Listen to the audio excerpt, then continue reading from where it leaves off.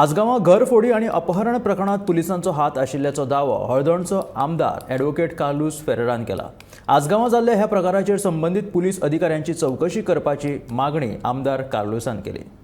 And then afterwards, from the sequence of events which I am hearing, I have this specific belief which is strengthening the foundation of what knowledge I have got, information I have got, that there is a handiwork of the police involved.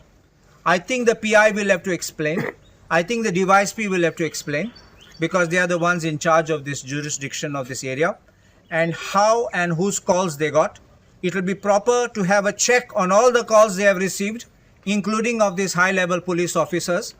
And also, I would like to make sure that the call between these police officers and this owner has to be monitored, including the call details of these bouncers and whoever came.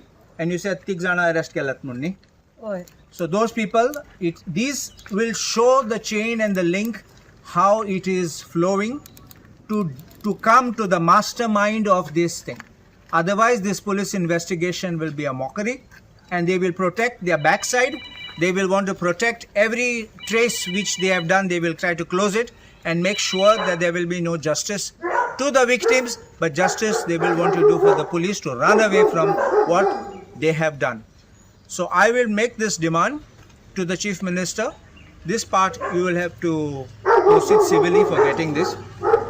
But as far as this is concerned, you're talking of law and order. You're doing some march there in Mapsa police station. You can't send one constable here. And what she says to us, now 3 days have passed. Panchanama pasun kya nainga?